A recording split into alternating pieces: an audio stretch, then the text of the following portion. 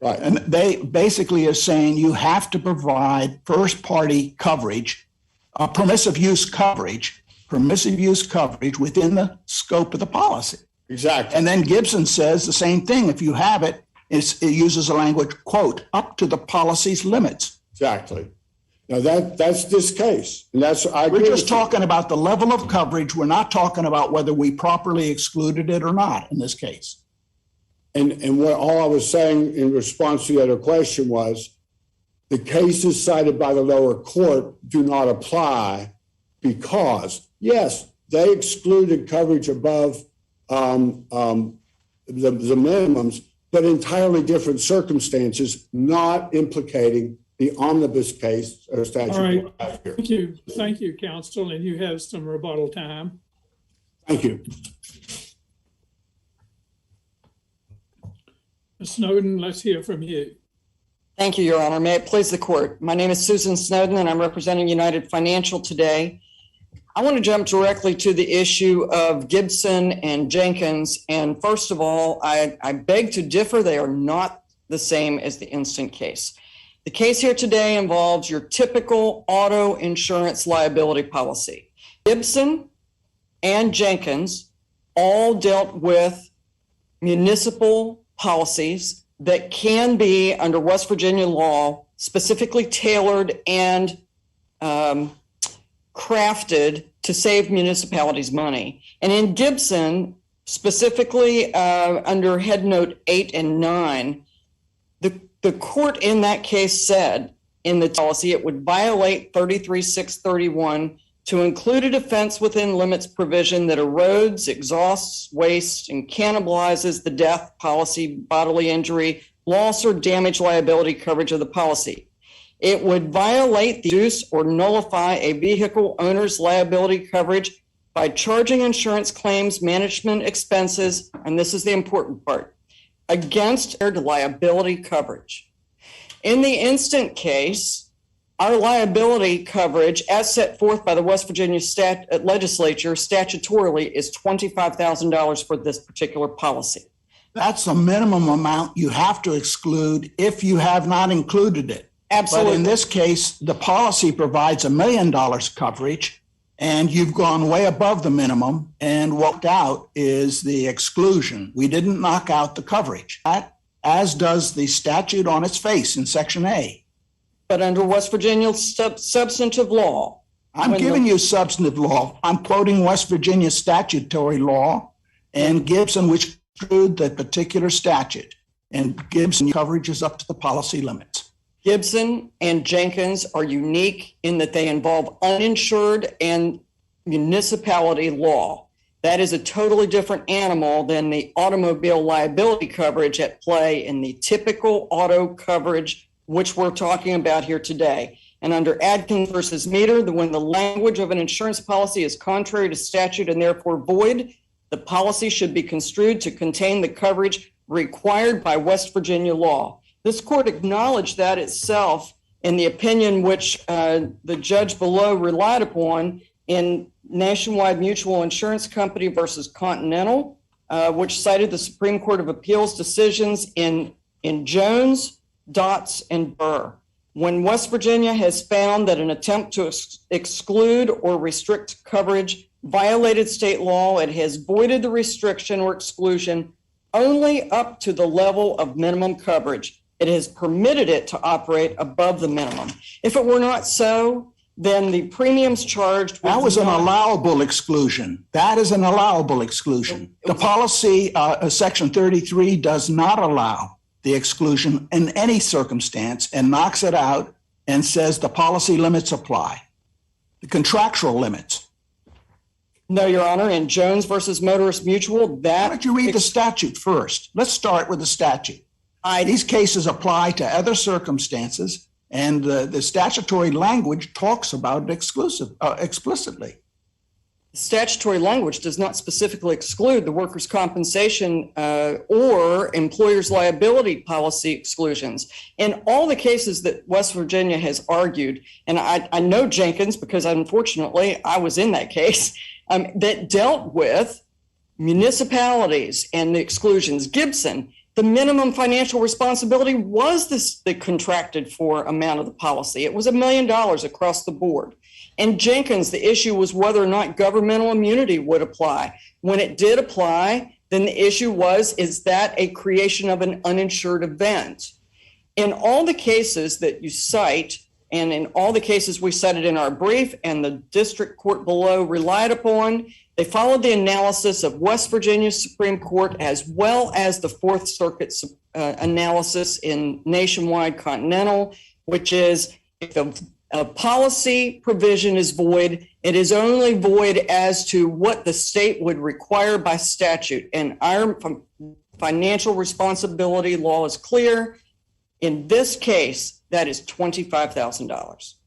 And all of the other cases, Jones, Dotz, Ingram versus Yarborough, Deal versus Sweeney, none of those have any statute that says we don't allow these types of exclusions. They all dealt with policy exclusions that a court found to be void, but only as to the amount of coverage in question, which was between the $25,000 required by law and the amount contracted for by the policyholder. You know, if we knock out exclusions above required limits, that would be a pretty big step, wouldn't it?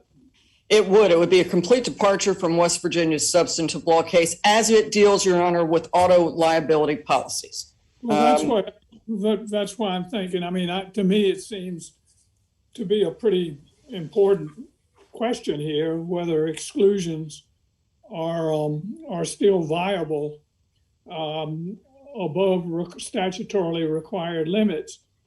And I thought Judge Agee made a good point about the fact that you do have cases going both ways on this, because you can take the relevant point of statutory law to be the required bodily injury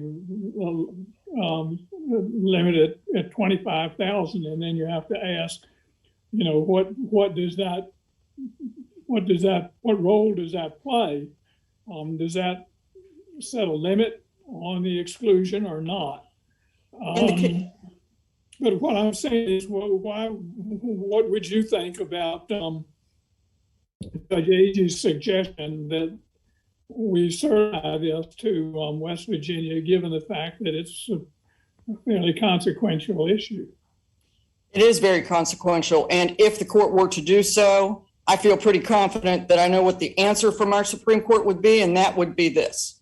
In a situation where they find that a specific policy provision is void, then the policy is reformed as to that which is required under West Virginia law, which would be $25,000 in this particular case.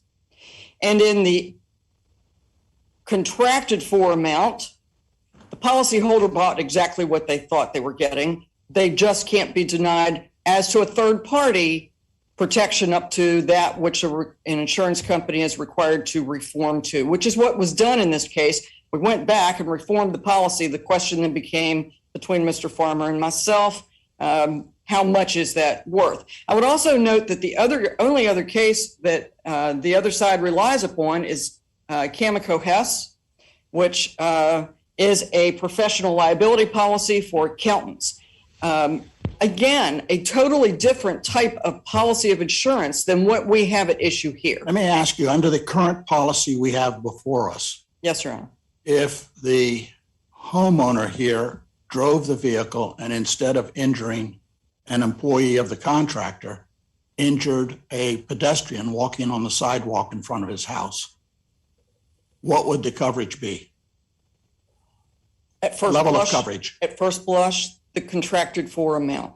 It would be a permissive $1 million, user. right? It would be a permissive user without any other type of policy provision. In this particular All right. case, Just a minute. Yes, sir. Let me follow up. So the permissive use in the policy as written covers $1 million, so long as, and the policy excludes an employee when the employee is injured. The policy provision at issue in this case Has an exclusion. has an exclusion. So it does not cover permissive use when it injures an employee of the contractor. That's with the policy language. Correct, because there are No, other I'm not policies asking because, I just want to take you through the syllogism.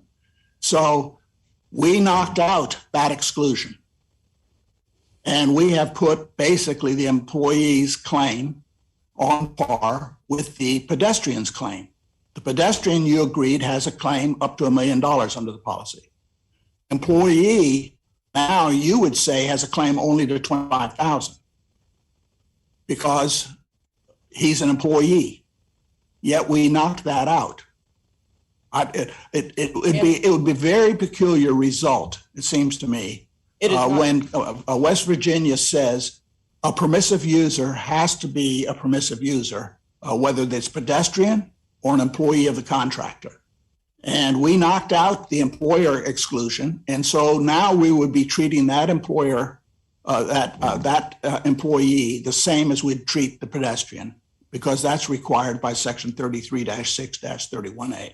And to get back to Judge Wilkinson's point, this would set the law on its head in West Virginia, because if you void this and instead of reforming to that which this legislature says is required in an auto policy, which is $25,000, then you would be voiding workers' comp exclusion, and premiums would be recalculated. And because of an employer in our state would then have to pay a higher premium, no doubt, because they would have two policies that would cover their insurance, their employee. When you wrote the policy.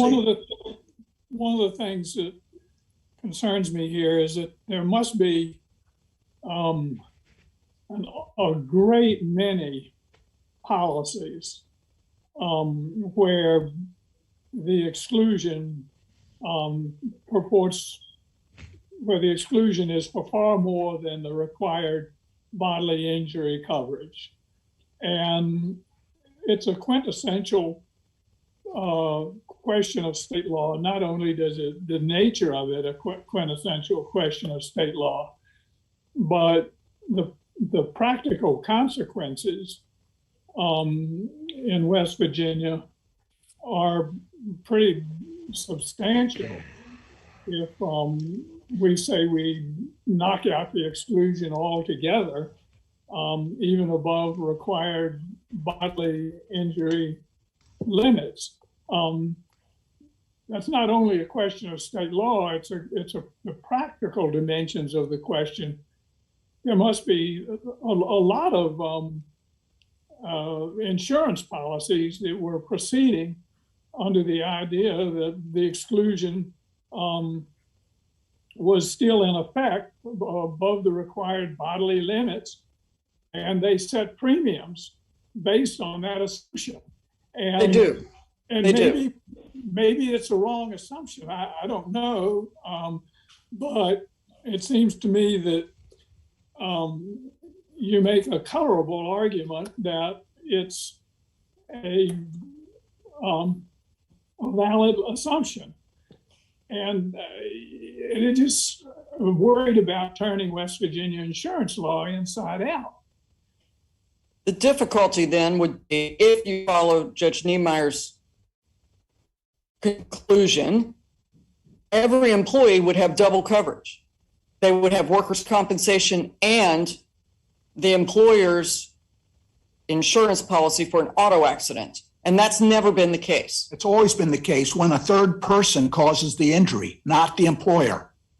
When somebody has an injury on the job that's caused by an independent contractor coming on the property, he has a workers' comp claim against his employer, and he has a negligence claim against the third party. The issue becomes when it is the employer's auto policy that is reformed to provide the coverage.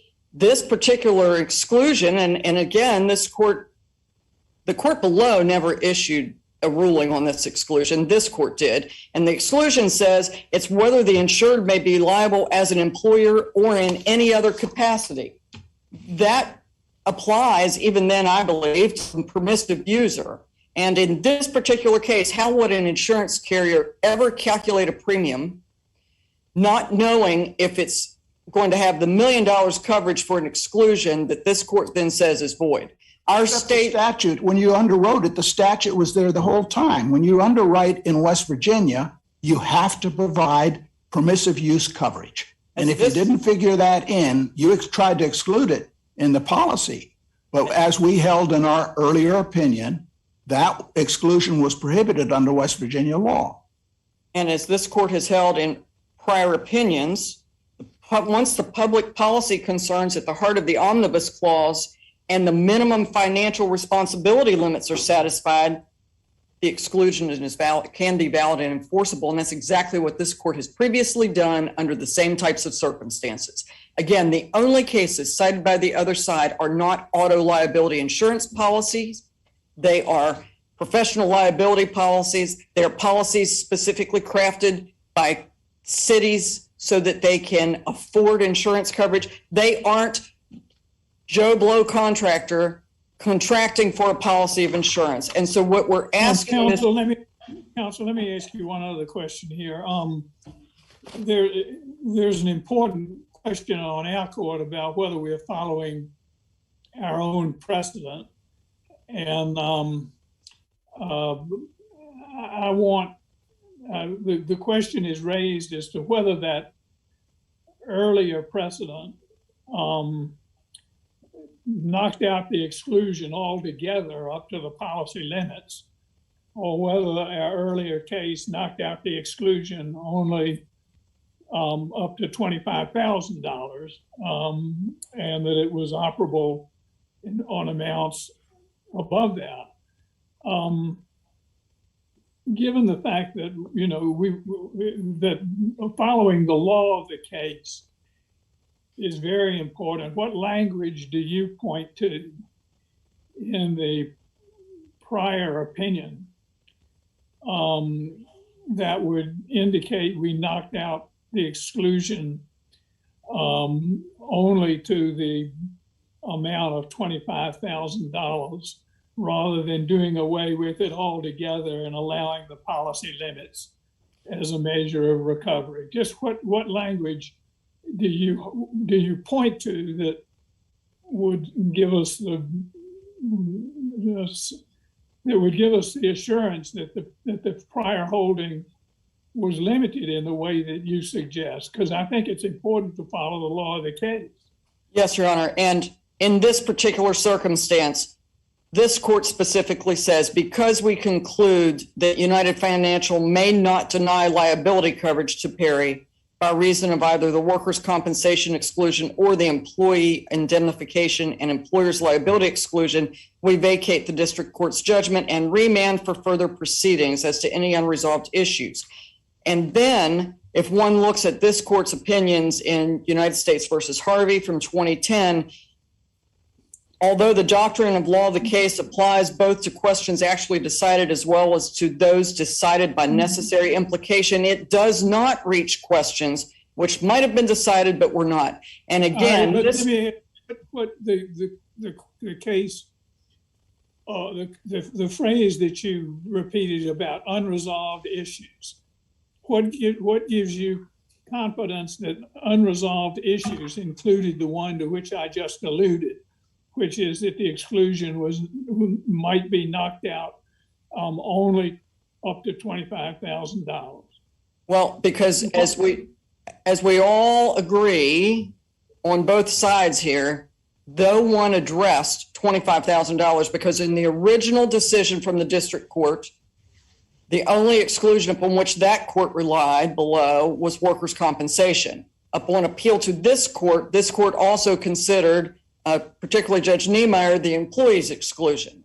However, never was there a discussion about what is the impact once a court says that an exclusion is void.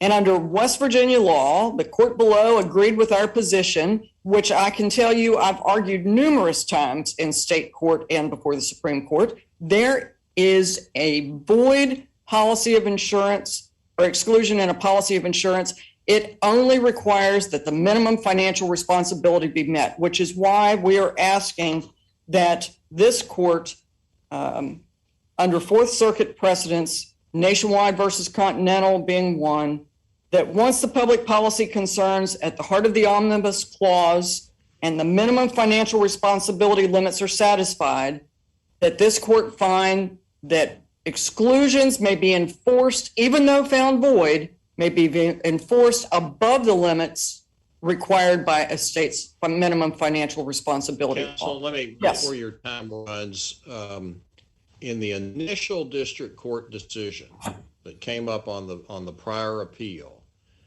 did the district, refresh my memory, did the district court rule at all on the employee exclusion?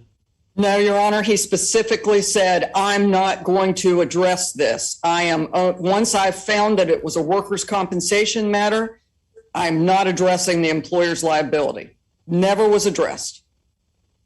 All right, thank you. All right, thank you very much. Thank you. All right, Mr. Farmer, you have some rebuttal time. We'd be pleased to hear from you. Thank you. The omnibus statute in West Virginia has, from its inception, been ruled over and over consistently by the West Virginia court to be a statute that is in remedial in nature and should be liberally construed to find coverage, not to eliminate coverage. That is a principle that is completely ignored by my opponent's position. Secondly, Well, let me ask you this: what effect do you give the required bodily injury amount of $25,000? Does that not speak to exclusions at all? Does that just speak to a minimum amount that must be provided, and that it has no impact on exclusions? That's exactly what that is, the state minimum. If you are going to sell a policy, it must be a state minimum. Okay, I understand. So your view is that the required bodily coverage provision doesn't speak to exclusions in any way, shape, or form. It just says you've got to provide this much if you issue a policy? Well, when you could, in this instance, exactly, because the omnibus statute sets forth two things here. Number one, that you cannot exclude coverage for permissive users. And number two, our court has said that that statute needs to be construed liberally to find coverage, which would, in this case, you got a choice between $1 million in coverage for which a premium was paid and $25,000 in coverage. Right, but I'm not sure why the required bodily coverage, you say, well, that's required in order for a policy to issue. You have to provide at least that much coverage. But I'm not sure why it doesn't say, well, above that coverage, it's up to the terms of the policy, or that required bodily coverage sets a minimum of what must be provided, and the insurance company is left free when it drafts a policy to provide an exclusion above that amount. Why wouldn't that be an interpretation of this that's equally plausible or equally feasible to yours? The required bodily coverage at $25,000 leaves the insurer free to set. It's a sort of a freedom of contract argument, I guess, in some part, but it also allows the insurance company and the purchaser of insurance to calibrate an exclusion and just what and the ability of an exclusion to knock down premiums or to keep premiums at a reasonable level. So isn't it plausible that statute leaves an option on the part of the contracting parties to enact an exclusion that in turn limits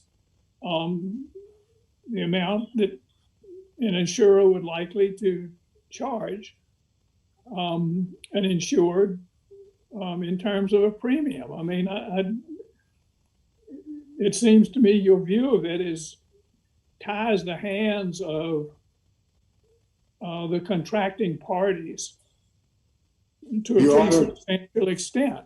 Your Honor, there are specific statutory provisions in West Virginia that would permit, under certain occasions, for you to do exactly what you propose. Here, the omnibus statute in West Virginia says exactly the opposite. Says you cannot do that in an instance to try to exclude coverage for permissive use. And further, that if you do that, and that provision is void, that exclusion is void, then that statute says that the policy will be in effect to the coverage amount that was set forth in the policy.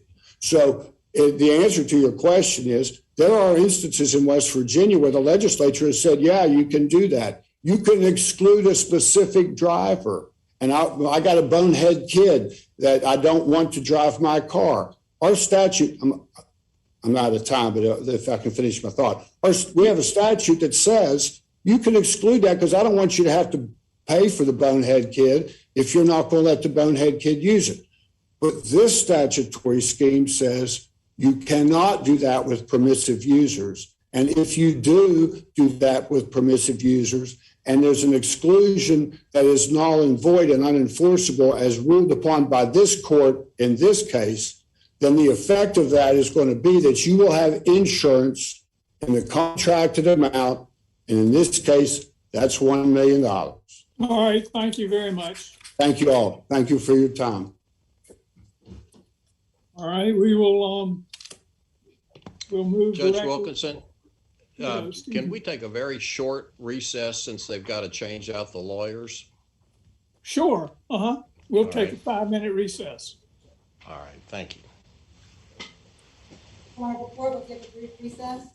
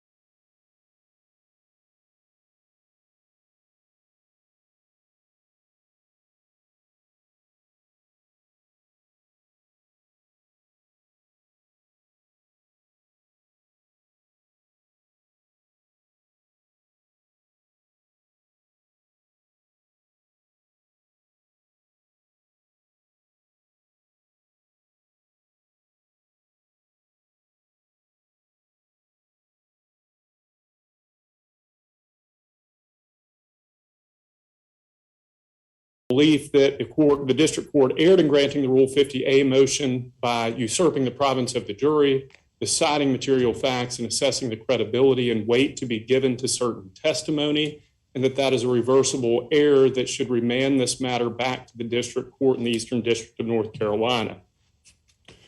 The gravamen of Mr. Moskos' claims relate to one central claim theory, that he was unlawfully beaten by 3 correctional officers at the Lumberton Correctional Institution on August the 2nd of 2013, and that the correctional staff, including the officer who assaulted him, engaged in a pattern of fabricating evidence to siphon or to shush Mr. Moskos and his complaints related to what occurred.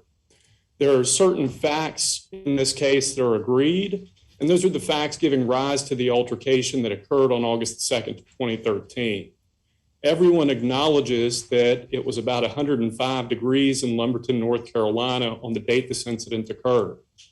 Both sides acknowledge that Mr. Moskos approached defendant Hardy, requested Hardy's permission to cross over to another dorm to fill up a cold water cooler because the water was broken in dormitory E where Mr. Moskos was housed. Both parties agree that Officer Hardy initially refused that request, which prompted Mr. Moskos to threaten to file a grievance against Officer Hardy, which he discussed with Officer Butler. In the discussion with Officer Butler gave Mr. Moskos permission to cross over the dorms and fill up his water cooler. That's where there becomes a genuine dispute as to the facts giving rise to the altercation that occurred. Based on Mr. Moskos' version of events, he crossed over, filled the cooler with ice water, and as he got back to his dorm, he encountered no other than Officer Hardy. Officer Hardy was upset by the idea that he had denied permission to Mr. Moskos, and ultimately an altercation ensued as a result of that. Based on Mr. Moskos' testimony and the evidence presented at trial, he was struck for no apparent reason at all by Officer Hardy, was assaulted by Officer Hardy until Officer Horn arrived. Officer Horn deployed pepper spray twice on Mr. Moskos, struck him in the head with the can of mace, and a third officer came to join the assault. Officer Hardy and Officer Horn, on the other hand, contend that Mr. Moskos was the aggressor in the altercation, that Mr. Moskos assaulted Officer Hardy, which led to Officer Horn responding to the scene. Neither side had been able to identify the third guard that was involved in the altercation, even though the internal prison policies and procedures required prison staff to make that determination.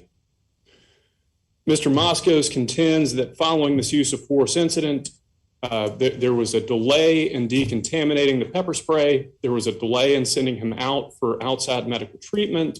And once he returned to Lumberton Correctional Facility, he was thrown in administrative segregation under conditions that we believe violate the 8th Amendment for a period of approximately 21 days before being transferred to a different prison facility. You know that you've thrown a lot at us, but I'm not sure exactly, what it is that you're contesting. Was it the use of the pepper spray? Your Honor, it is the sum total of the events that led to Mr. Moskos' assault on August the 2nd, 2013. We start with the proposition that Mr. Moskos was following an order or following permission that was given to him by Defendant Butler. When he came back and encountered Officer Hardy, with what we believe to be malice intent, perpetrated an assault on Mr. Moskos. Not only was the assault perpetrated, Wasn't all that resolved by a jury? The state law assault and battery claims, Your Honor. But all those facts were resolved by a jury. Your Honor, we would disagree with that contention. Well, how could the jury, if the jury agreed with your client's rendition of the facts, they wouldn't have found for the defendants. They apparently believed the guard's rendition of the facts and ruled for the demonstrated. You're attacking the fact that you don't think the grievance process followed due process? That is correct, Your Honor. We believe that there were correctional officers that conspired together to fabricate a story about But if if that's what you're after, how do you go after the grievance process in view of the Edwards case? So, Your Honor, when we look back at the position that the defense has taken in the briefing here, they raised the Heck case, they raised the Edwards case for the proposition that it's impermissible to attack the grievance process through a 1983 claim when a finding in favor of the injured party on the 1983 claim would necessarily invalidate the charges or conviction or punishment that the inmate has received. The Dixon case from the 11th Circuit is the most on point with the circumstances that we're dealing with here. Mr. Moskos, in connection with this incident, was charged with 3 disciplinary actions. One, assault. Isn't this, in fact, an attack on the grievance process? It's an attack on the due process rights or the failure of the grievance process to respect Mr. Moskos' protected due process rights. Well, how's that consistent with Edwards? I mean, it seems to me you're trying to sort of get at the grievance process by a roundabout way, but Edwards says, well, you're bringing a 1983 suit, and you were bringing a 1983 suit, that if the grievance process hasn't been invalidated, it's not open attack. And the reason there is you're trying to sort of smuggle it into this 1983 suit by virtue of an excessive force claim.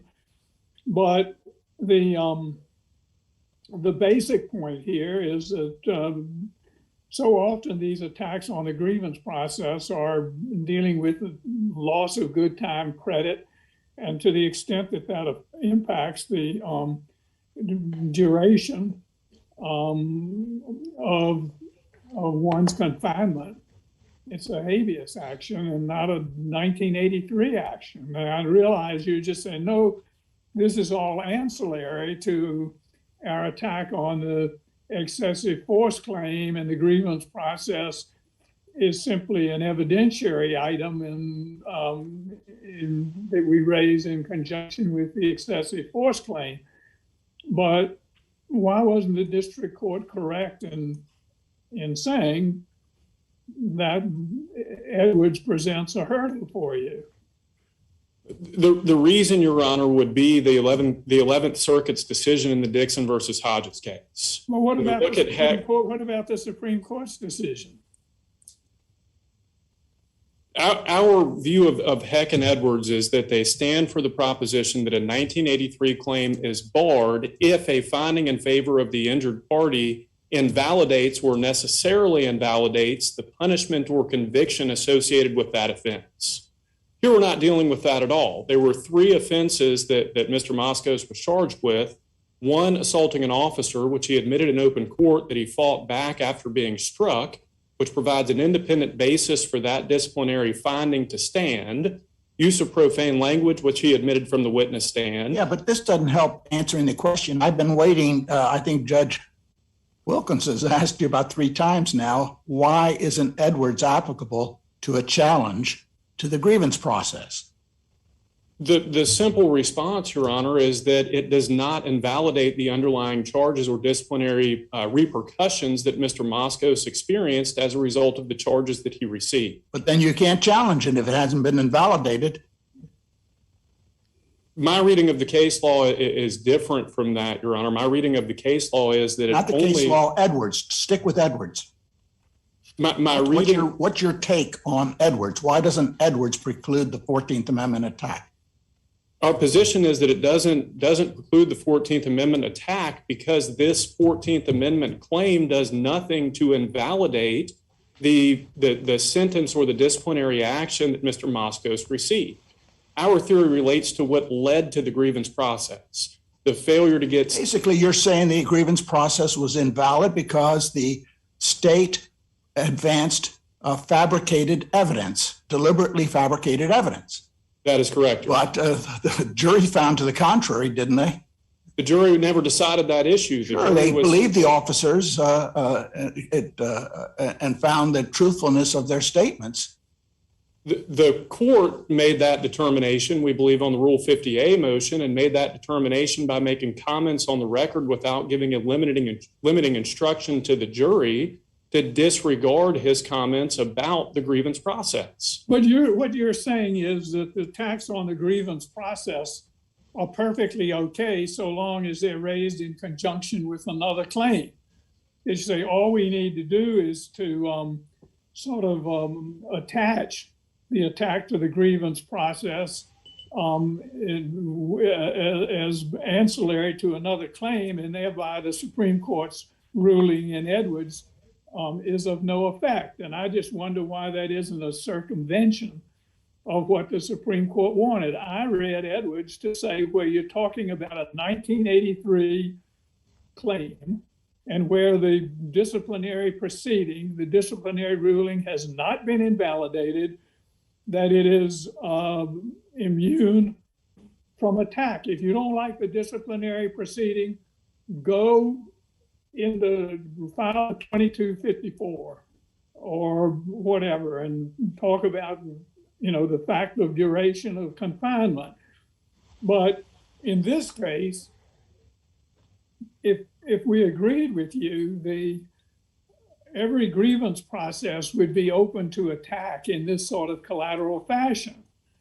And I'm just worried about circling around Edwards. Your Honor, my time is getting very near. May I respond to your question? Well, why don't you respond to it when the time that you've reserved for rebuttal? Would that be okay? That would be fine, Your Honor. Thank you. All right. Okay.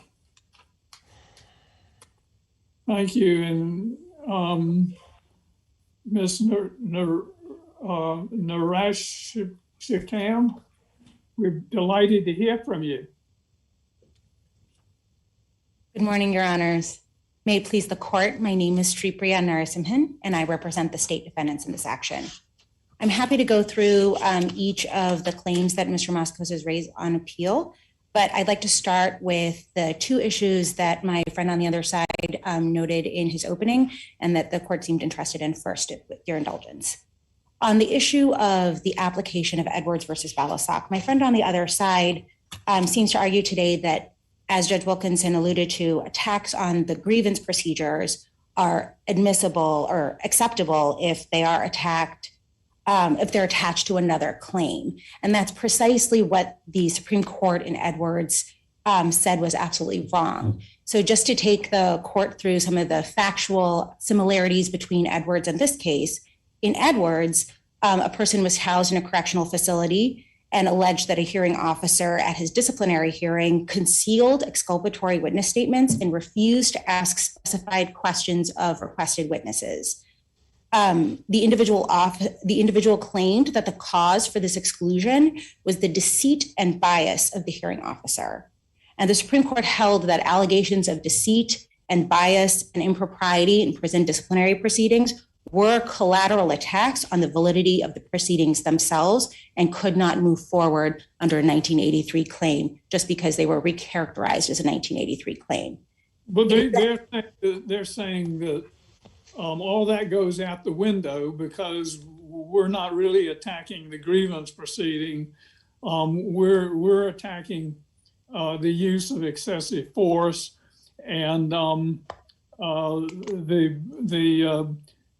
our disagreements and disillusionment with the disciplinary proceeding are simply an evidentiary item which is brought to bear on our excessive force claim. I mean, that's their argument. And what do you say with regard to it? The state's view is that Edwards only precludes Mr. Moskos's due process claims. So in other words, the assault, battery, and excessive force claims could move forward as they did and went to the jury, and the jury returned a no liability verdict. So that was correct. But his due process claims, which attack the validity of the prison disciplinary process, is under Edwards a collateral attack on the prison disciplinary proceedings. So it is those due process claims that can't move forward under Edwards. How does he make an attack on that? How does he properly attack the grievance process? to properly attack the grievance process, he can either move for alternative relief in state court and institute sort of a state habeas-like proceeding in state court, or he can move forward in under state or federal habeas claims. But that would be the way to. Well, we're not in the context of habeas. We're in context of where he claims that a grievance procedure, because of his conduct while in prison, was unconstitutionally conducted. Yes, Judge Niemeyer, what I should have said was he first needs to reverse the findings of his prison disciplinary proceeding before he can bring his 1983 claim here. And so in order to do that, he needs to first institute a habeas or an MAR proceeding in state court to reverse the prison disciplinary findings before being able to bring this claim. But it's our view that even if he did that, of course, his claims here fail as a matter of law on the record. So even if you were... Just so I'm factually clear on what transpired here, there was a disciplinary action brought against Mr. Moskos because of the altercation. And there were judgments given with respect to his finding of guilt on that. Then he separately filed a grievance. Is that correct? Now, was the grievance to the conduct of the disciplinary proceeding, or was it with regard to other actions? It appears to be a combination of both. So the grievance procedure alleged, or the grievance document alleged that he was assaulted by the officers and that the subsequent investigative procedures were lacking. So it challenged both aspects of the process. But was he using the grievance to challenge the result of the disciplinary proceeding? It appears as though from the face of the, he was challenging the validity of the process, and therefore, as an extension, the fact that he lost good time credits and was moved to a maximum security facility. So he was challenging the result because it was invalid in his view, because of the invalid proceedings. Did he file a habeas? Not lost good time credits? Not to my knowledge, and for what the documents in the record. If the sanction was loss of good time credits, then it would be a habeas proceeding, wouldn't it? Yes, Your Honor. He didn't file one, right? Yes, Your Honor. As far as I'm aware, no, he did not. So I gather your view is that Edwards says that a 1983 suit simply can't be the vehicle for an attack on the grievance proceeding. And the language in Edwards is really quite emphatic about not allowing, it says the state prisoner's 1983 suit is barred, absent prior invalidation, no matter the relief sought, damages or equitable relief, no matter the targets of the prisoner's suit, state conduct leading to conviction or internal prison proceedings, if success in that action would necessarily demonstrate the invalidity of confinement or its duration. And you're saying that this is really an effort to just, by introducing it as some kind of evidentiary matter, you're really going after the validity of its conclusions. Far be it for me to take Justice Scalia's words out of his mouth, but yes, the case makes quite clear that challenging the process of getting to the final resolution of the disciplinary proceeding is in fact a challenge to the prison disciplinary proceeding. So counsel, if we determine that Edwards applies here, other than the claims that then went to the jury, what's your understanding of what's left? So other than the claims that went to the jury, the claims that are left are the Eighth Amendment claims challenging the administrative segregation conditions and the medical conditions. And I'm happy to discuss those further with the court, with the court's indulgence. So as to the administrative segregation claims, Mr. Moscos, to prove an Eighth Amendment violation, Mr. Moscos has to produce evidence both of an injury and that the state defendants had knowledge of the injury. And here, as to his conditions of administrative confinement, he has failed to do both. So as to the injury, Mr. Moscos was unable to produce any evidence on the record that he experienced an injury as a result of being placed in administrative segregation.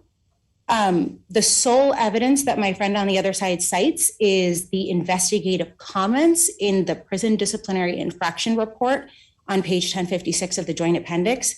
But in those comments, it only states that inmate was placed under suicide watch. The comments don't state that he was suicidal as a result of the administrative segregation, nor in his testimony does Mr. Moscos state that he felt suicidal because of his administrative segregation. So although it's surely important. What's the evidence in this record that any of the named defendants had any knowledge of this? Judge Agee, thank you for that question. There is no evidence in the record that any of these defendants had knowledge. And my friend on the other side generally concedes this. Instead, our understanding of Mr. Moscos' claim— Wouldn't that end this claim? In our belief, it would, Your Honor. The only thing that I would add to that is that it seems as though Mr. Moscos' claim is that the state defendants knew of the unconstitutional conditions because they placed Mr. Moscos there on purpose for speaking out. But there's no evidence in the record to support this. Even the circumstantial evidence to which Mr. Moscos points doesn't support that allegation.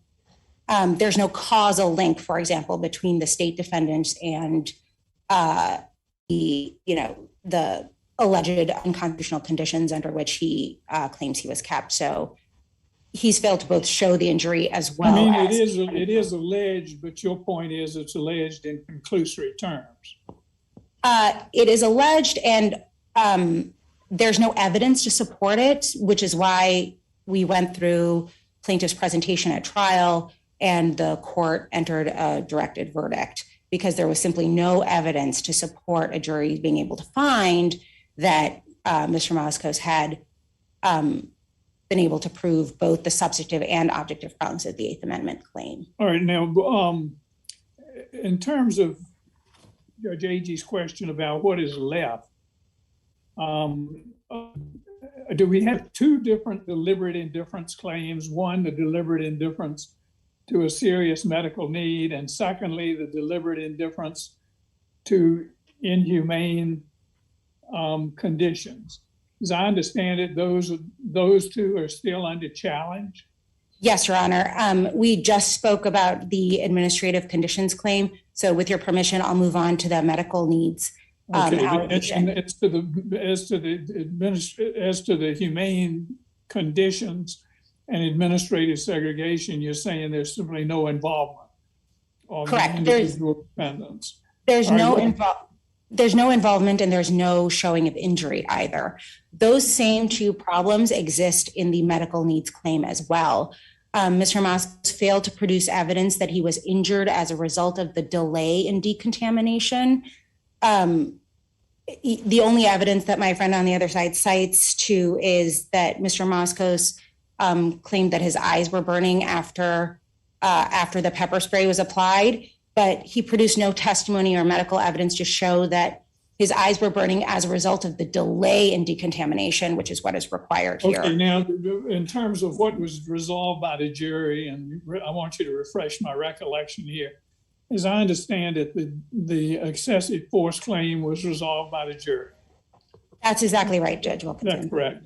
All right, now on the deliberate indifference to serious medical needs and the deliberate indifference to inhumane conditions, both of those, were they resolved under Rule 50? Yes, Your Honor. That's absolutely right.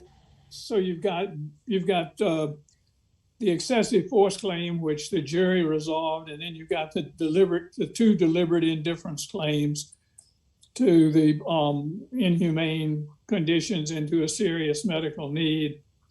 And in both of those, you're saying that the district court got those right as a matter of law,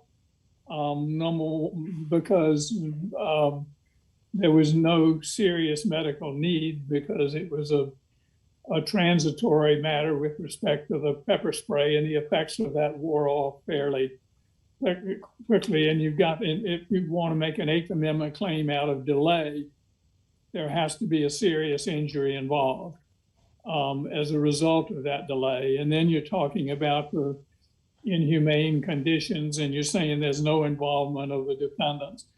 But I just wanted to make sure that we got all that procedurally correct, because there's a little bit about this claim that's sort of throwing it up against the wall and hoping something sticks. And so you've answered my questions, and I very much appreciate that. Let me see if I can unpack that just a little bit to provide a little bit of clarity. Sure. The initial application of the pepper spray was part of the excessive force claim that was sent to the jury. So it is the delay in decontamination that he brings an Eighth Amendment claim about as a deliberate indifference to a serious medical condition. So that might help unpack it just a little bit there. And it was the delay due to it was a delay in doing what? Decontaminating him with respect to the pepper spray? Yes, Judge Wilkinson, it was a delay as to an alleged delay as to decontamination. The only coda that I would add to your explanation of our position is that, similar to the administrative segregation issue, Mr. Moskos failed to produce evidence that the state defendants were aware of any alleged decontamination delay as well. So there is evidence in the record that Mr. Moskos claims that 3 officers escorted him to a different holding area instead of decontaminating him, but there's no evidence that links those 3 officers as among the state defendants. Well, how long did was there any serious medical event that resulted from the delay in decontamination? There's no evidence of a serious medical concern as a result of it. It's a little uncomfortable because I can't imagine that pepper spray is comfortable for anybody, but there's no evidence in the record that there was any medical concern as a result of the delay. And he was decontaminated. He definitely was decontaminated. The only difference. How long was that after the pepper spray? The state defendants testified that it was about 30 to 45 minutes after the pepper spray. Mr. Moskos contends that it was 1.5 to 2 hours, which falls well within this court's precedent of what is an appropriate time following the initial application of pepper spray to go through medical analysis. The point was, with respect to that the length of the delay could be a disputed issue of fact, but there's the question of whether any serious injury resulted. That's absolutely right. And there's no that I think is a question of law, or could be a question of law. That's exactly right, which is why the trial court was correct to enter a directed verdict in this instance. Even assuming a 1.5 to 2 hour delay, that's within this court's controlling case law and precedent about what is as part of prison disciplinary. The effects of the pepper spray wear off on their own to an extent. It is my understanding that that's true, and that there's no sort of long-lasting damage as a result of a 1.5 to 2 hour even delay in decontamination. The only other point that I would like to add to that is that it's my understanding is that Mr. Moskos is not just arguing against the delay, but also that it was done in some kind of malicious and wanton fashion by the state defendants. But again, just wanted to note that there's no evidence in the record that these state defendants delayed his decontamination in any particular way. When he's before the nurse for the second time,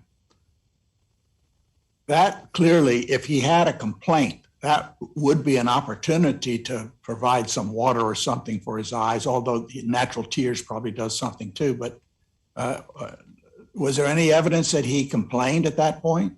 The testimony differs on that point. The nurse testified, as did the investigative officer, that he didn't complain about it at all upon the second medical analysis. But what did he say? He testified that he was not decontaminated between the first medical I analysis. understand that, but did he testify to anything he said to the nurse? He testified that he claims he told the nurse that he was not yet decontaminated, and he claims that he told the investigating officer that he was not decontaminated. Yeah, but that in other words, the question is, did he ever testify to the nurse, say to the nurse, my eyes burn, I need to have them washed out, could you wash them out for me?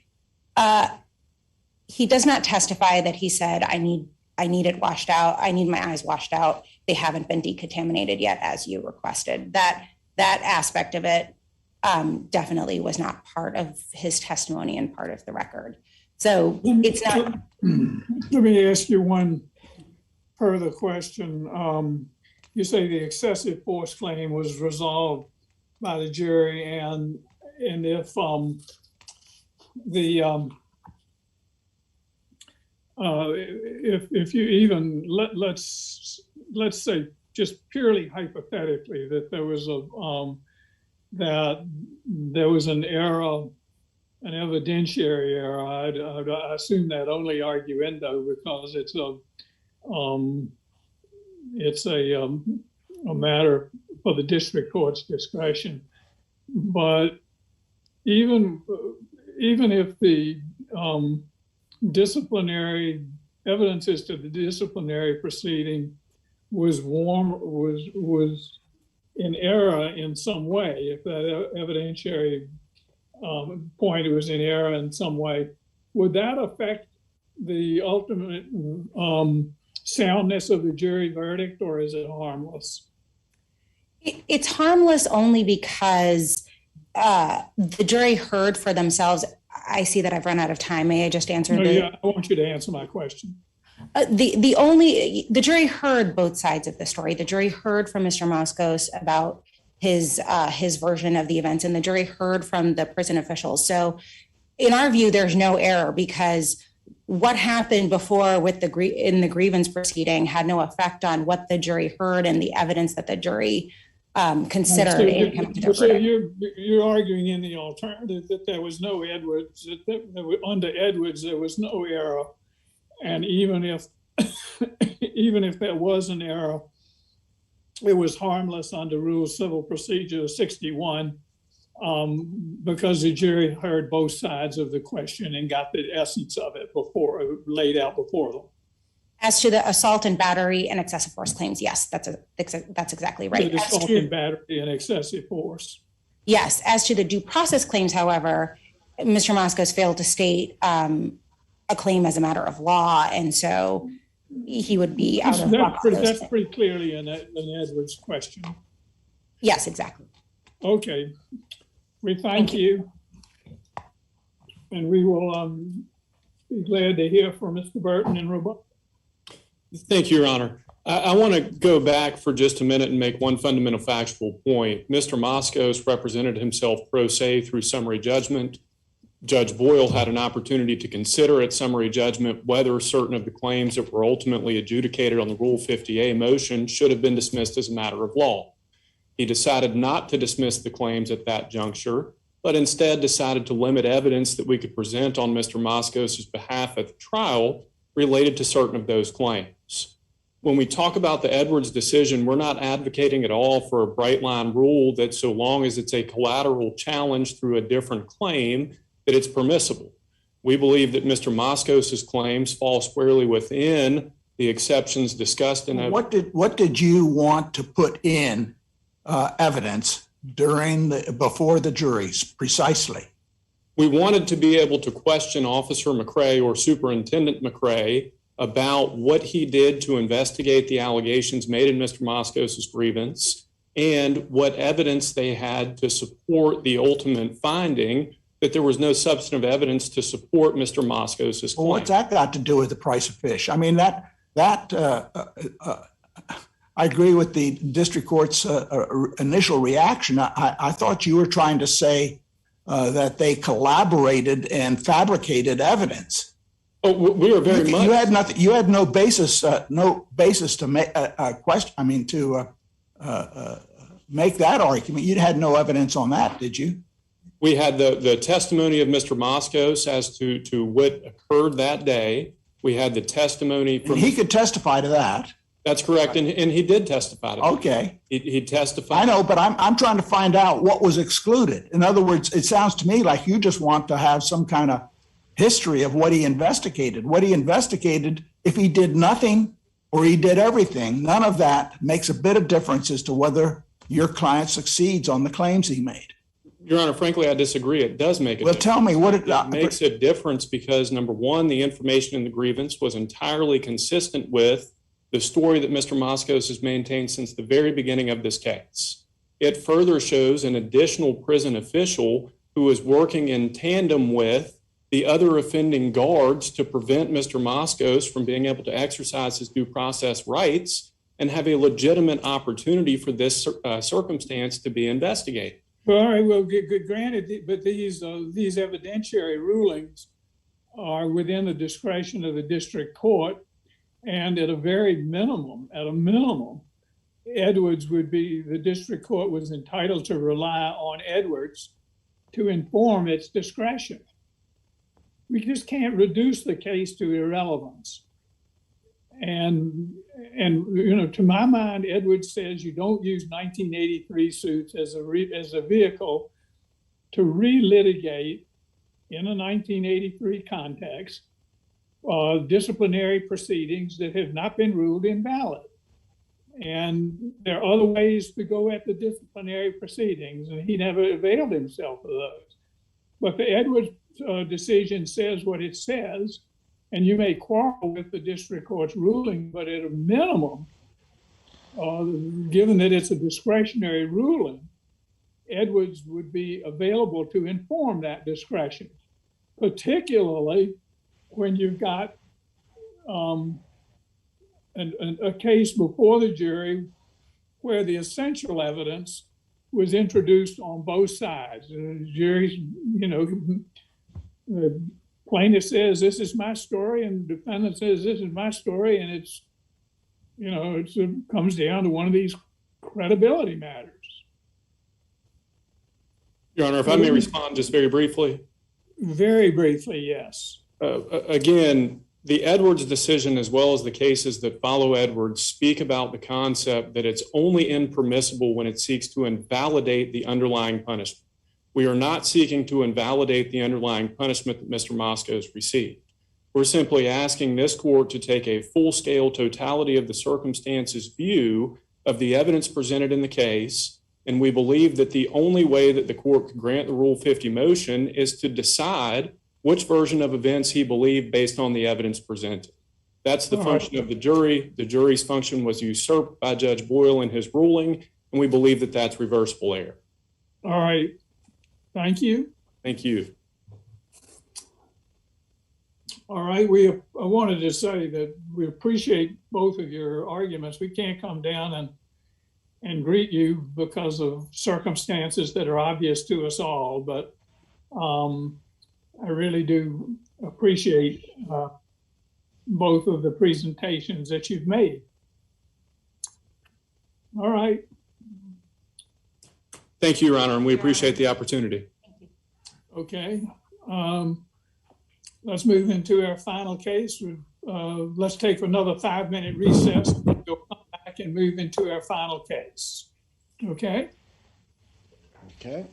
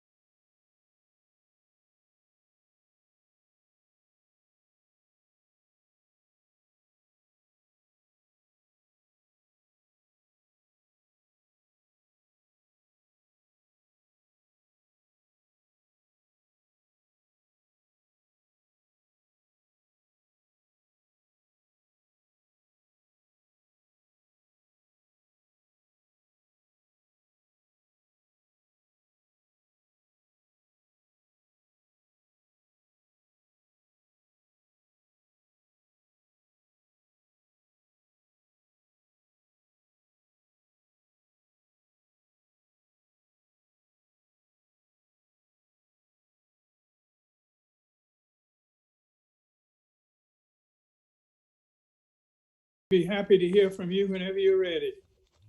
Thank you, Your Honor. May it please the court, Gerald Durkin, representing appellant Teresa Barringer.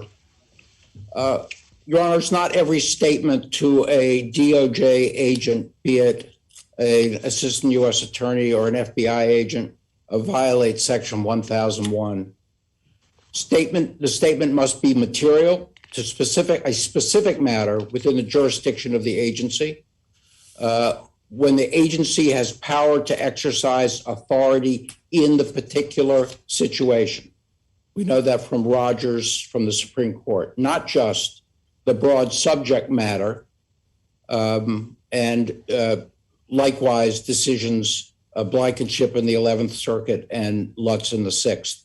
Arch Trading Company from this court, the 1001 jurisdiction turned on whether the license at issue was required for release of the bank deposit, not whether the agency had authority over violations of sanctions generally.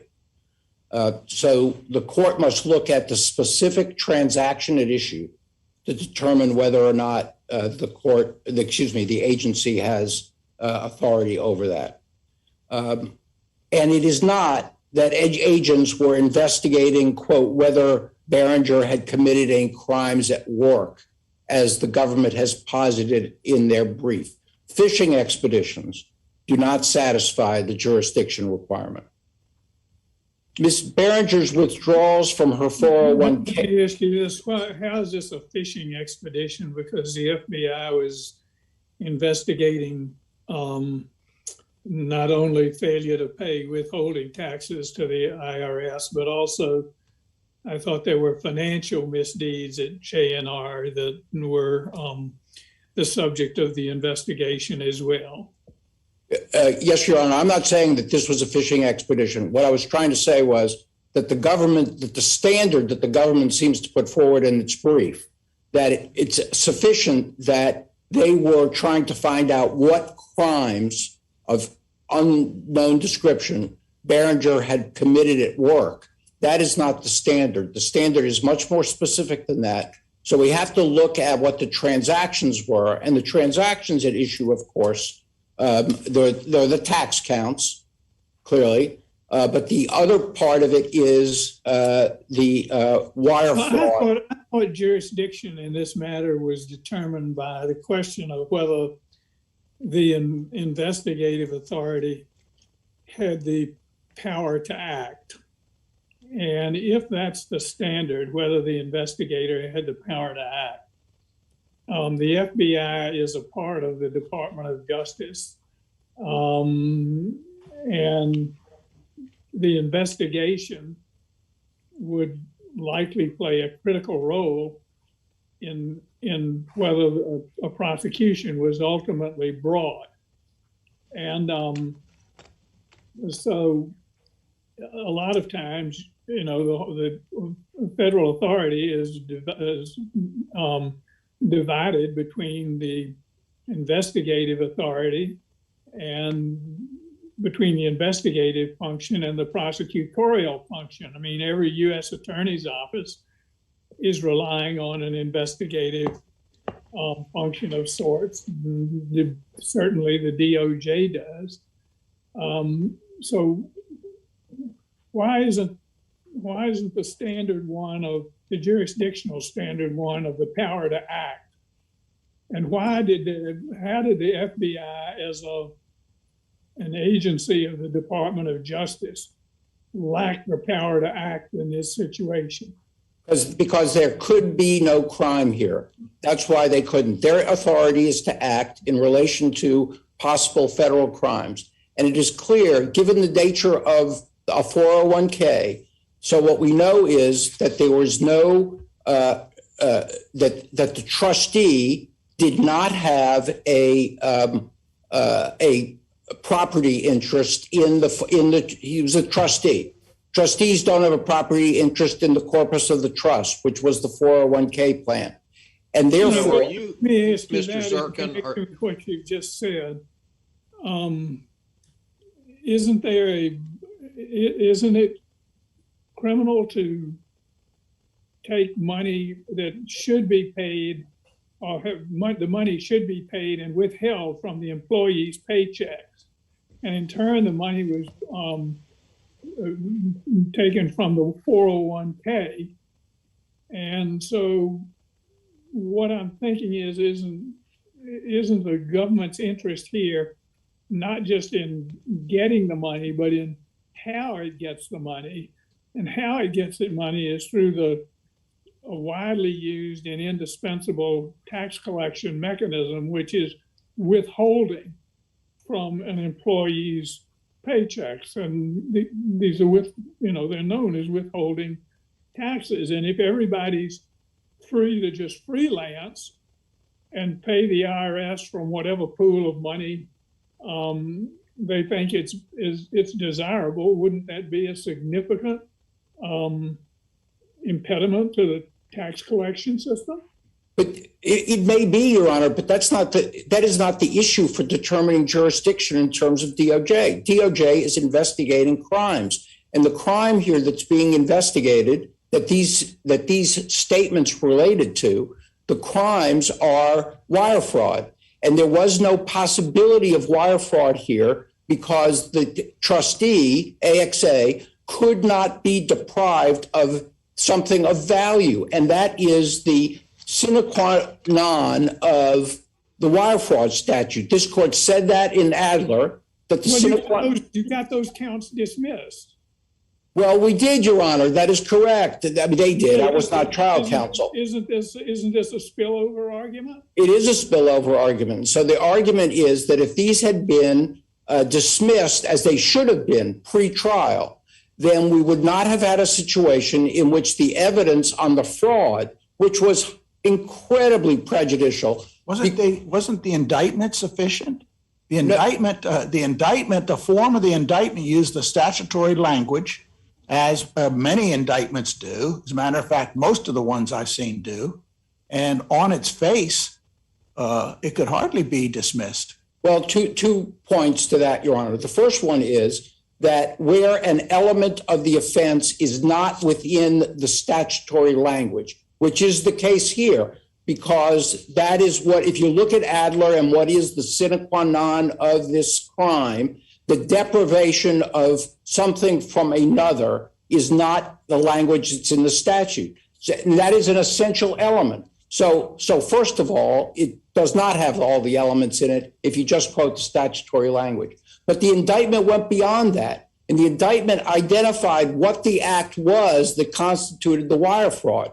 And that was not causing AXA to lose something of value, be deprived of something of value, but rather what the indictment said was she caused them to make disbursements. All right, let me. That's not a crime. Excuse me, Mr. Zirkin. One of the things you said here is that the wire fraud counts were incredibly prejudicial.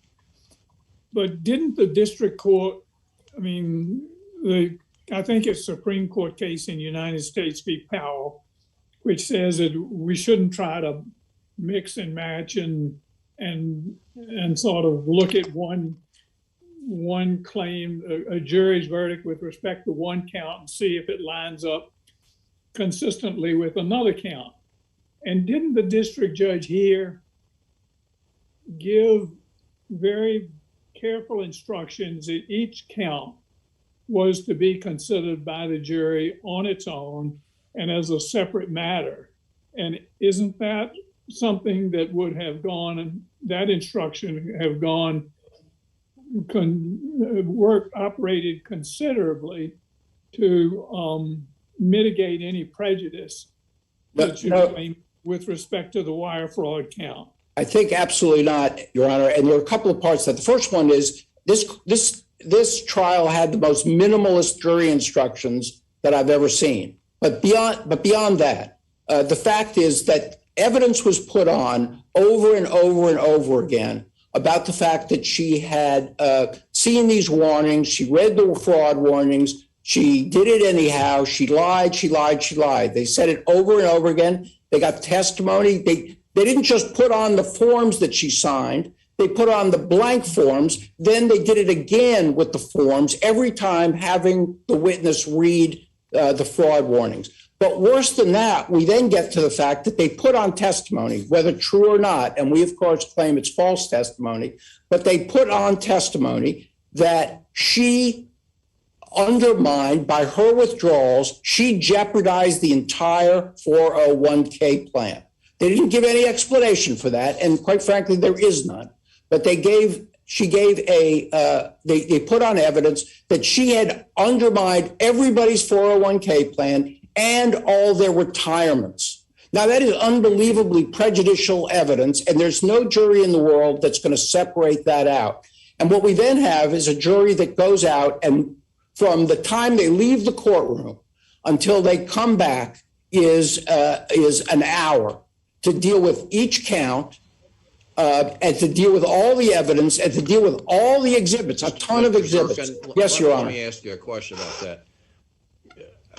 I know you moved to dismiss parts of the indictment, particularly dealing with the wire fraud charges, and the district court denied that.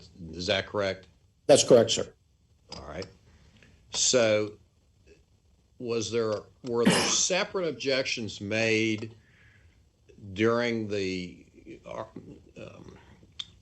comments by the prosecutor, or the effort to put on evidence through the plan trustee or others that go to the point that you're making here? No, sir. This is a spillover evidence. Yes, sir. Correct. Right. So there were some objections, small ones to things, not a wholesale objection. There was no objection, of course, to the worst evidence, which was the testimony I've just talked about in terms of her ruining everybody's retirements of 401ks. They had no warning that evidence was coming. He was not designated as an expert, so they did not know this testimony was going to be there. And yes, they did not object to it. And that's why we have raised it as a plain error argument. And we think the error, in fact, is clear error. It is false. The government has not even attempted to justify it. They have not come before you and said, here's the explanation. Because the fact is, if you take out evidence from a 401k that is your money, if you take out money that is yours, doesn't matter what your reason is. A bad reason doesn't undermine the plan. It is the same money that's being withdrawn, and it is yours. And that can't undermine it. Is there any theory that taking money out of a 401k pursuant to a false statement, in other words, a statement which qualifies you to take it out, even though you couldn't take it out, is there any notion that offends the IRS and the deprivation of taxes? Quite the opposite, Your Honor, because I put a citation to the link in my brief to the policies. The policy is to save plans, not to destroy them. We shouldn't be surprised by that. So the policy of— I know, but there's a quid pro quo in establishing plans, and so in order so they don't get abusive, there are all kinds of rules attached. We can't go into our 401ks before a certain age. And then that's, of course, that doesn't help the plan. In other words, that you would still save taxes. It prevents abuse. And the question is, when they put those rules in to prevent the abuse, and you circumvent the rule by a lie, doesn't that deprive the government of taxes that it otherwise would get? If I took it out, I would get a penalty. I'd be taxed and I'd get a penalty, right? Right. But if I lie and get into one of the exceptions, I wouldn't. Conceivably, but— and my question is there a theory, a viable theory? I don't know. I'm asking this as a matter of curiosity. Is there a viable theory that the government is deprived of money on the basis of that lie? That would not— Conceivably, I don't know. Nobody has advanced that. The reason I'm asking all this is there is a sequential aspect about this case. It started out with a clear abuse of trust. We had employee money that was withheld and not paid to the government. Yes, sir. And we had a woman who was personally liable for that, personally liable. Yes. So she lies to her IRA custodian to get the money out to cover herself. Yes. In doing that, she provides the government out of penalty and taxes that if she went in a straightforward, just withdrew the money, she would have to pay a penalty and taxes, right? Well, but I don't know that she didn't have to pay it here anyhow. Well, under an exception, she may not. I don't know what the tax law is. Yeah, I don't. There's an emergency. They wouldn't pay the penalty at least, for sure. I don't know it well enough. But my point is, just to get to my whole point, yes, sir, is the FBI questioned her about those lies, yes, and those statements, and it turns out the jury found that they were lies, and there was material to the whole scheme. That she has 3 counts charged against her for that. They also thought that it was wire fraud. That turns out to not have been the case based on the evidence, not necessarily on the indictment, I think. And the third, of course, are the IRS violations, which you're really not challenging in that regard. So your arguments really go to, number one, was there jurisdiction for the FBI? And it seems to me that was in the heartland of what they were investigating, real crimes. And then when it came to dismiss the wire fraud counts, on their face, the judge said, basically, let's wait and see what the evidence is. The count stands. It contained the elements of statutory elements that Congress set out. And so at the end, when the evidence didn't pan out, it threw those out. Now, your argument is that it should have dismissed it to avoid the spillover. But of course, you don't know the spillover at the time of dismissal. No, my argument is not they should have dismissed it to avoid the spillover. My argument is it should have been dismissed because on the face of it, it could not be a violation of the wire fraud statute because no one was deprived of anything. So we're coming down to the argument is whether, so to speak, the indictment states a claim or failed to state a claim. Well, we believe that it's failed to state a claim. Okay. That is correct. And right, therefore, it should have been dismissed. That is correct. My time is up, I say. Thank you.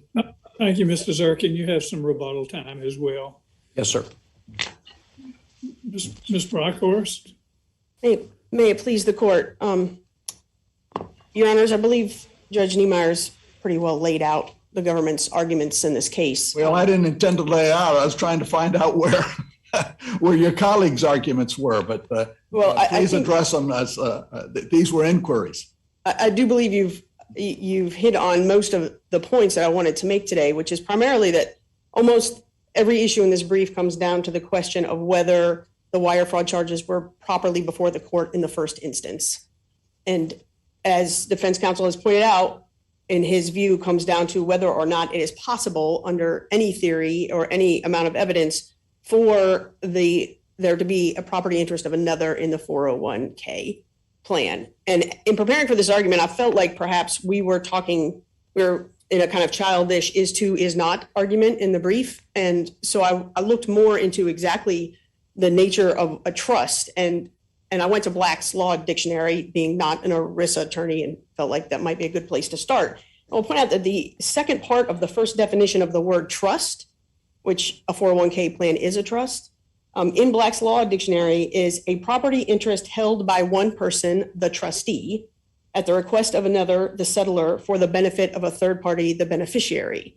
So when the government is preparing its indictment and determining if a crime has occurred, it certainly is a good faith basis for believing the trustee. I think the argument is, though, the trustee has a duty and is holding the property for somebody else, but the trustee has no skin in the game. In other words, there's no property or financial interest that he gains or loses by reason of the transaction. And I guess the district court on that basis threw out those counts. My question is to the government, the defendant, was does the government have an interest that is recognizable under the wire fraud statute? I don't know the answer to that, and I'd be interested in your comment on that. I think so. I'm a little hampered by the fact that that question was not more fully explored in the evidence. But if I could pause for a second and point out that the court did not dismiss the wire fraud on the grounds that it's not possible for the trustee to have a property interest. It dismissed it because there was no evidence of the property interest of the trustee. Well, I understand that, but I think the defendant's argument goes further and says that there could not have been an interest in the context of this case. That is an IRA in the hands of held by a bank. And so my question is, what is the possibility of lying to an IRA trustee? So certainly, I think if I understand correctly, the government is deprived of the penalty. There's potentially tax consequences long-term by resulting from an early withdrawal on the assumption, I think the assumption that underlines the whole system of creating 401ks is that they will continue to grow over time. But counsel, those penalties would apply to the individual doing the withdrawal. Yes, sir.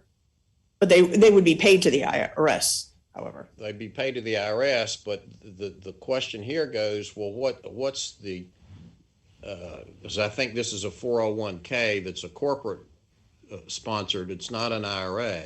So you do have a trustee who held some form of legal title as opposed to any equitable title to the underlying assets. But the question dealt with in the wire fraud, and I think to a certain extent in the false statement charges, was the interest of the plan, the interest of the trustee. And here, as I understand it, the district court dismissed the wire fraud charges because there was a failure of proof. Yes, sir. Yes, the only evidence, I'm sorry. That ties into the spillover evidence argument to me to a certain extent, because I'm just not familiar with cases where, and there may be some out there, and maybe you can point them out to us, where you have an individual who, in effect, commits a fraudulent act in the common parlance by falsifying their withdrawal documents from a plan. But I'm not familiar with any ERISA case in a circumstance like this that has resulted in the disqualification of the plan. And ERISA's been around for about 50 years. Do you have a case? I do not, Your Honor. I do not, but the fact that we do not. How do you justify some of the government's arguments in this case about it jeopardized the financial security of all the participants in the plan and whatnot? It certainly would put in jeopardy the defendant on an individual basis, but it seems like to me the government did go beyond the pale, maybe not prejudicial, but to make the comments it made about the disqualification of all the plan participants. And I can see Mr. Zirkin's point about how that could influence the jury in the consideration of the other crimes that were charged. Well, I think our understanding of the 401k is, as a trust, the trustee has a coextensive, simultaneous property interest in the trust along with the beneficiaries whose money it is. And if an individual can withdraw, he has a legal duty at that point. It's a fine line as to whether or not the trustee has a property interest. Well, if they don't have an equitable right to any of the property in the trust. That's correct, but they do have an interest in maintaining the property in the manner designated by the trust. And if an individual can just make up any reason that they want, falsify their forms, withdraw their money when they want, they've reduced what is supposed to be a trust to nothing but a bank account, which is certainly how Ms. Berenger was treating. Can you just explain to me in simple terms who has been harmed? Normally, because you are, when you look at the criminal law, there's a very clear indication of who has been harmed. Simple example, that a victim has been harmed in an armed robbery or what have you. I'm kind of wondering who's been harmed here. If the government got the money to which the amount to which it was entitled. Is it in some way harmed by the fact that the funds were withdrawn from the 401k as opposed to the employees' paychecks? I want to know, where, because in the criminal law you have to find some harm. Who has been harmed and how? Just answer that clearly for me. Well, I think that the theory that the government proceeded on was that the integrity of the trust is placed at risk when people violate its rules. And it could lead to consequences, perhaps the decertification of the trust, additional costs if the trustee may no longer be maintained or the administrator costs arising from having to change the administrator. So that's why I asked you for the case that would do that. Well, and Your Honor, and I don't have that, but I want to make sure that we're focused on the fact that we're not here defending a conviction on wire fraud. The question is just whether it's possible that the evidence existed and such that it was proper to allow them to go to the jury. And given the fact who has been harmed by the activity here? Is it the government, which received every penny that the government was entitled to? They just didn't get it through the right channels. Is it Miss Behringer? It's an odd kind of thing in a way to have the person who is harmed by the criminal law be the person who committed the crime. And that's just usually A harms B. And now is the theory that the criminal law applies to B harms B? Or what? The way I thought you might go at it here is that the government has an interest not simply in receiving a certain amount of money, but that the overall system of taxation depends upon regularity of channels. And that is that taxes of this nature are commonly denominated withholding taxes, and they are commonly taken from the employees' paychecks in a timely manner, which is at the end of every pay period. And so if we are in the situation where someone can devise an alternative method of paying withholding taxes according to their own preferences, are we countenancing a situation where people can just pay withholding taxes by whatever vehicle they themselves choose? The tax withholding is at the very heart of our overall system of revenue collection. And if it unwinds to the extent, well, you don't have to exactly do it in this way, you can do it in that way, and the rest, we could be in a fix. So I thought the answer to my basic question of who is harmed is that the government was harmed here by a system of taxation that is supposed to move forward under a regular mechanism, sort of becoming willy-nilly. And that I thought was the harm, but you check me if I'm wrong. No, Your Honor, and I think you're correct. And I think what you're getting at is kind of the second layer of argument that supports the convictions on all of the counts that remain in this case, which is that even without the wire fraud charges, the evidence still comes in with relation to the other crimes that were charged. Well, what is it? What is the crime, the tax crime? We have first four counts are tax failure to pay. Yes. But she did pay, right?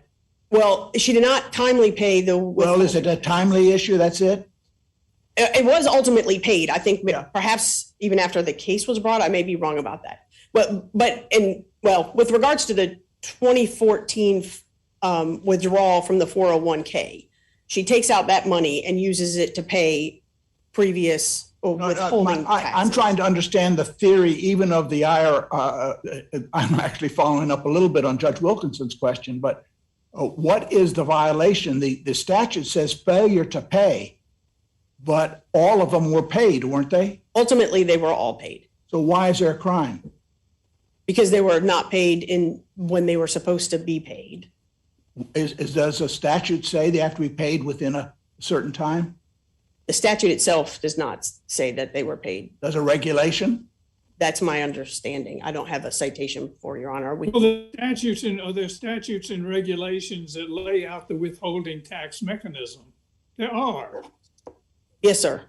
They would And have they, and they were not complied with this in this case. And part of the defense was not that she properly ever paid the withholding taxes. I mean, there was almost no issue presented at trial. The evidence is virtually. So on the 4 counts, the only evidence that was necessary was that she did not pay that money. Say it has to be in the quarter following or something. She did not pay that money as required by the tax laws. Yes. The last 3 counts are during the interview, she lied to the FBI. Yes, sir. Why are we having all this discussion about wire fraud, misstatements, trusts, and all that? In other words, I can't figure out why the jury would be more likely to convict than not, even if she committed a wire fraud or didn't commit a wire fraud or falsely charged a wire fraud. The evidence is black and white that she didn't pay the taxes, right? Yes, So those convictions are unassailable. They're not challenging those. that is correct. And the only thing left are the 3 misstatements done during the meeting. Yes, sir.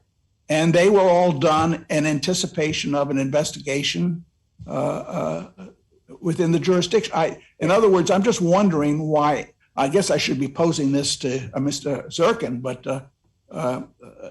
even spillover, I can't understand why there's any spillover because the false statements came before everything.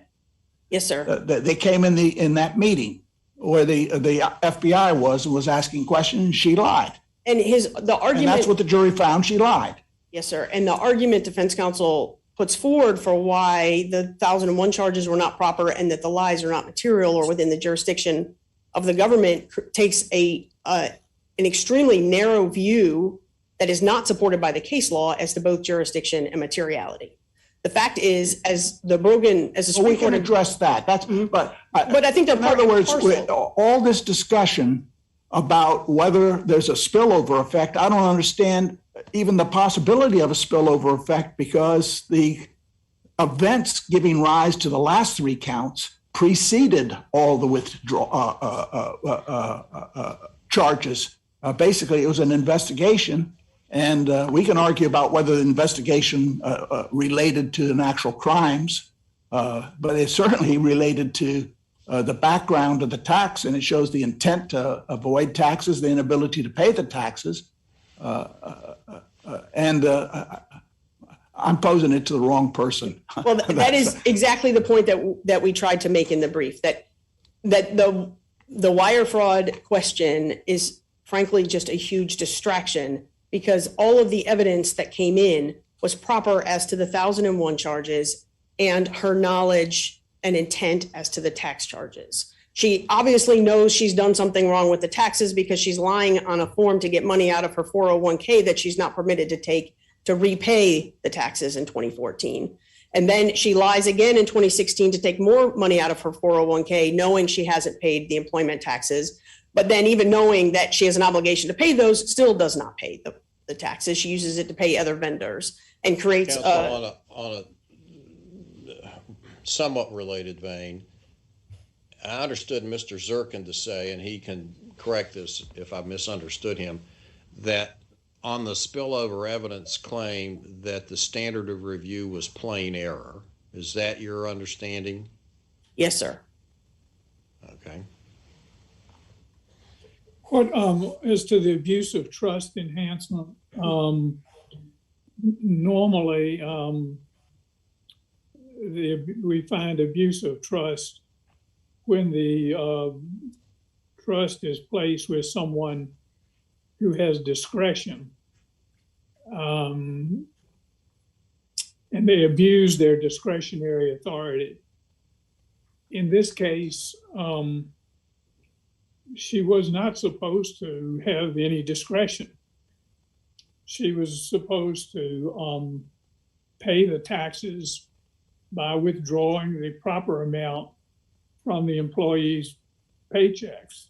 And the law did not leave her with discretion on that point. And so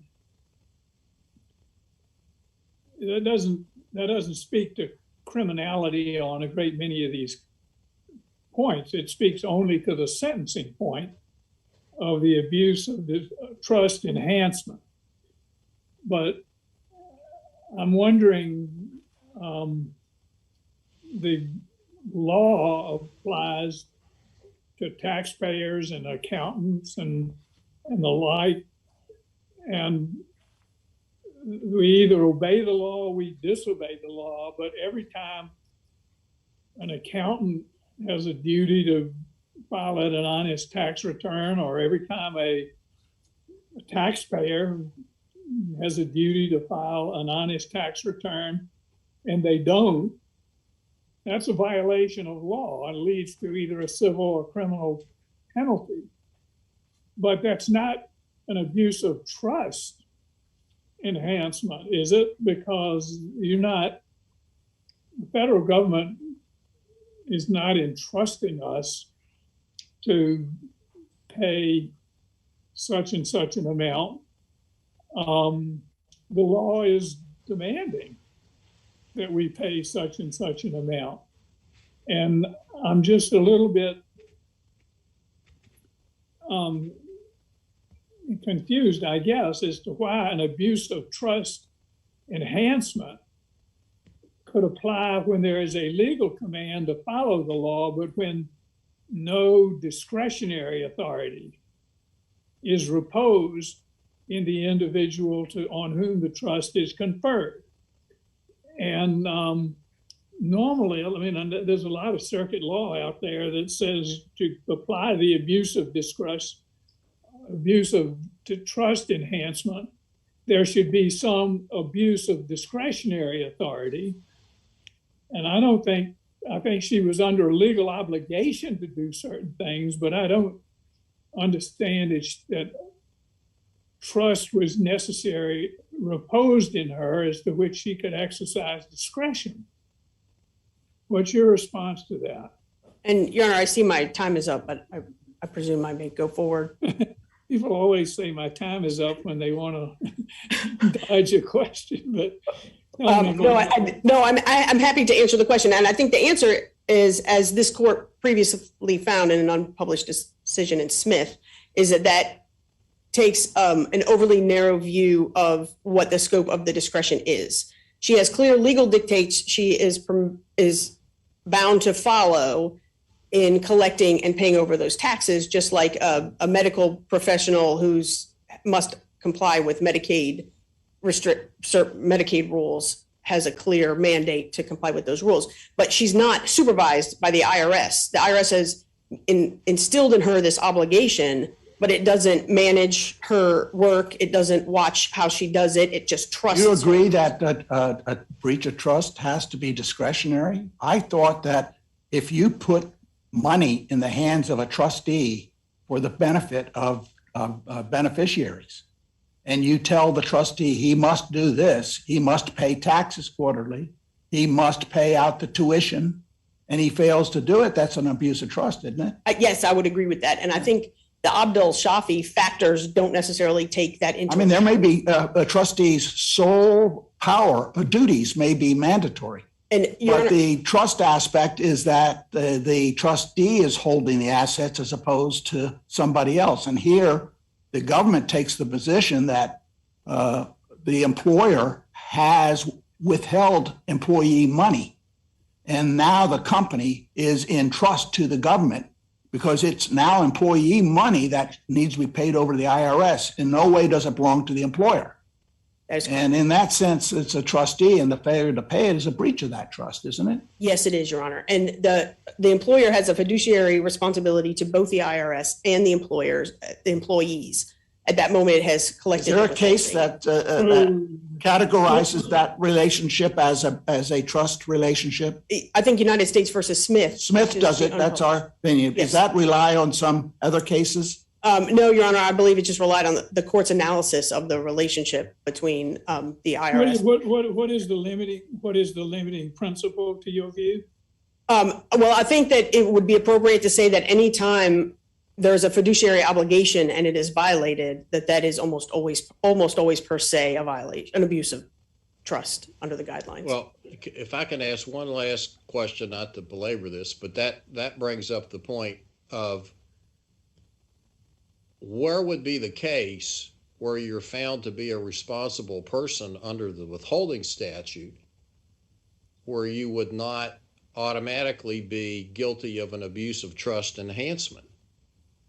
I don't think that there would be. And when you look at all the totality of the guidelines, I think that's appropriate because 2T 1.6, which applies to 7202 violations, the only guidelines are determined by the tax loss, which would be an identical guideline to if I just did not pay my own taxes in that amount.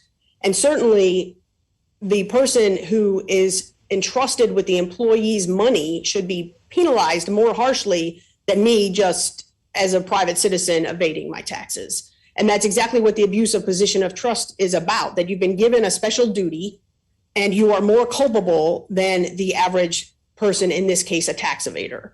So certainly the employer who withholds their employees' money and doesn't give it over to the IRS. You've already been found guilty of the crime, an element of which is the same that would constitute the enhancement. Well, I don't know. It's the evidence, that element supports the enhancement. I don't know that it constitutes it. And it's important to remember that double counting is not per se permissible under the guidelines. That's in comment note 4 of 1B1.1, that they are intended to stack. So I think if 2T 1.6 already included an enhancement for over the tax table for the fact that there was a fiduciary obligation that was breached, then the abuse of position of trust will not apply. But because it doesn't have such an enhancement and it puts the guideline level. I can see that there might be an abuse of an employer's trust on the part of an employee in this position. It's a little bit more difficult for me to see that that the violation of a legal duty is an abuse of the government's trust. The government has no idea who this person is. I can understand how the employer can find an embezzler to have abused a trust, but it's more difficult for me to see how everybody who has some legal duty imposed by virtue of our system of taxation. You can say, well, no, this is a fiduciary duty, but I don't know how I come down on this, but it's just not self-evident to me. Well, that there's an abuse of trust when the party conferring the trust has no idea of her identity or who she is, and there is a troubling aspect to it, and that is that you commit the crime, ipso facto, you abuse the trust. I can see your side of it. I can see the fact that this is a fiduciary duty with respect to either the employee's funds but their money wasn't taken, but it can be the fiduciary duty can be vis-a-vis the 401k. It's just, I just have to mull it. Anyway, we thank you. Thank you. Thank you very much. And let's hear further from Mr. Zirkin. Thank you, Judge Wilkinson. Let me start responding to Judge Agee. Your Honor, I did not intend to say that plain error applied to the spillover. I was talking about the plain error as applying to the false statement claim. The spillover is simply the effect of the failure to dismiss the counts pre-trial. And tell me, play that out a little bit. Yes, sir. It seems to me that with respect to counts 1 through 4, these comments really have nothing, especially when the court explained in its instructions that you have to take each count. The failure to pay those taxes, there may be some intent aspect, but the failure to pay those taxes was pretty black and white. So the only 3 counts that you would have to argue on would be the false statement claims. And the evidence would come in on those anyway. The evidence about what was said, how it was repeated. In other words, I would think the government could rely on the false statements made to the trustee in order to back up and explain the false statements made in the meeting. In other words, I don't understand the spillover effect, and maybe you can explain that. Yes, Your Honor.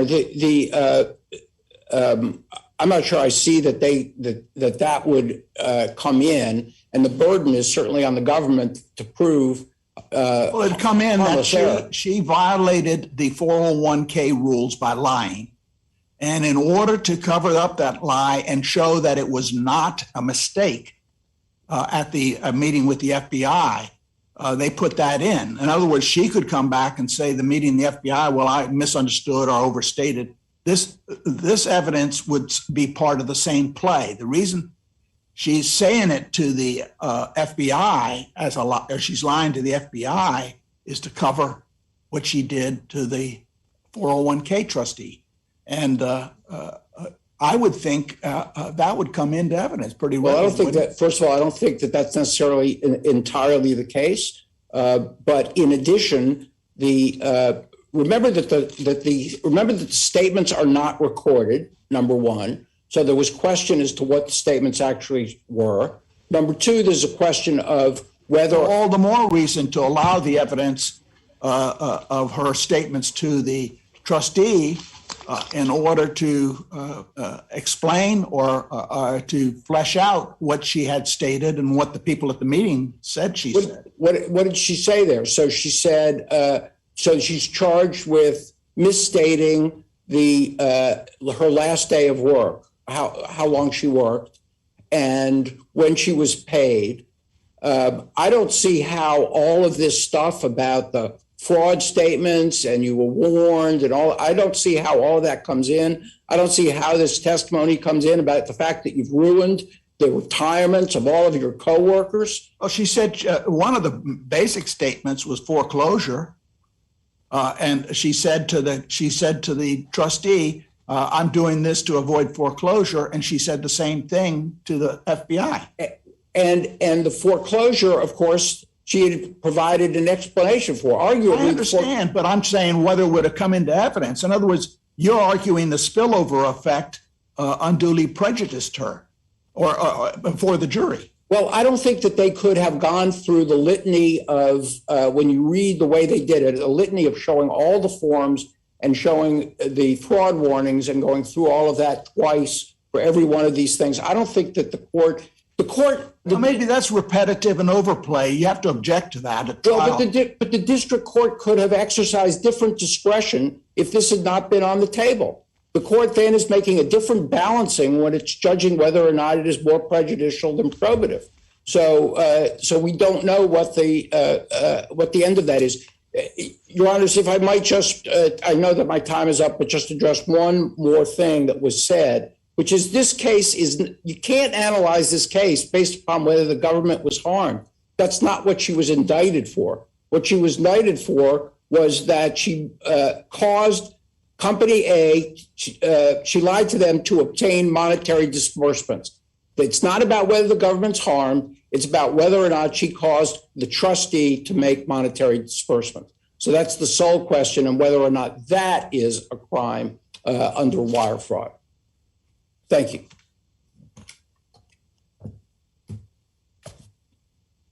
We thank you, Mrs. Erkin. We thank you. We thank you both.